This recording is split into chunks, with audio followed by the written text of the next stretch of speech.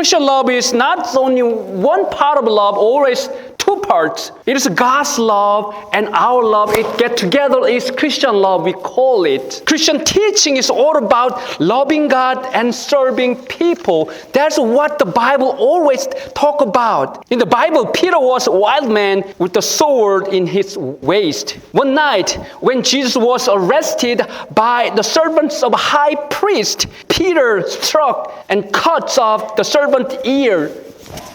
Peter wasn't the gentle man. It's a wild and colorful character he has. But interestingly, Jesus loves him. The kind of love Jesus wanted from Peter wasn't about always being cheerful and gentle, but about loving Jesus more than anyone else. Love your God. Loving God first and foremost is what Christian love is all about. Jesus Christ always loved you. But what is your part? Revelation chapter 3, verse 14 and 20 to tell us how we to love God. This passage reveals three spiritual aspects of what it means to truly love God. First, we are called to love God without being lukewarm. Second, we are reminded not to just like God, but to truly love God. There are some differences, like and love. But last one is Christian love means taking responsibility. Love God without hesitation. Don't say I like God, but say that I love God. And love has responsibility. Jesus said, Christian love isn't lukewarm. Lukewarmness refers to the tendency to stand in the middle. I like this, I like that, I like those, I like this. Like having one foot on one side and the other one is opposite side. Who you are, I don't know. So because you are lukewarm, I am about to spit you out of my mouth. Which side you want to stand? Stand there firmly, not swaying your attitude, your heart, your mind. When God asks you, do you love me the most? If you hesitate to say, yes, Lord, I love you more than anything and anyone else, that is Christian lukewarm. Hesitation. We need to prepare our heart to say immediately, yes, Lord, I am the person to love you. Many people confuse the meaning of love and like. When you say, I love you, it is completely different from saying, I like you. The biggest difference between love and like is responsibility. Saying, I love my child is completely different from just liking something, because love comes with responsibility. For example, you might like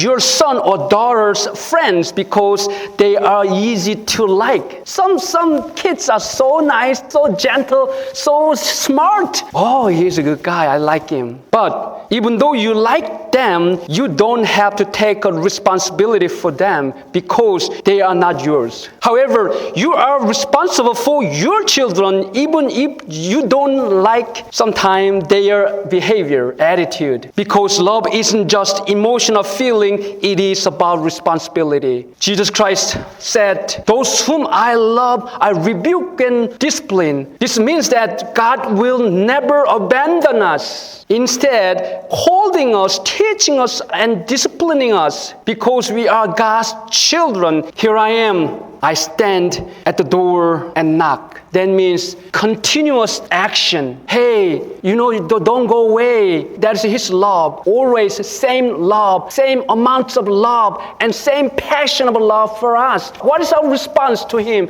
to His love? That makes difference. Christian love means to love God the first and the most. Immediately say, yes, Lord, you are the greatest one. Love is responsibility. God will take His responsibility, never lose it. But your responsibility also is there to turn to God. And love is action verb. Take your action by your life and your body and your mind. There's some story. One difference between heaven and hell. There's only one difference in the heaven and hell. Jewish rabbis made that story. There is a parable about eating with a long spoon that illustrates the difference between heaven and hell. In a hell, people have plenty of food, but the spoon are too long to feed themselves. That's a problem. Despite their effort, they failed, feeling frustrated and miserable. That is the conditions of hell. In heaven, the situation is the same, but Instead of struggling alone, people use the long spoon to feed each other.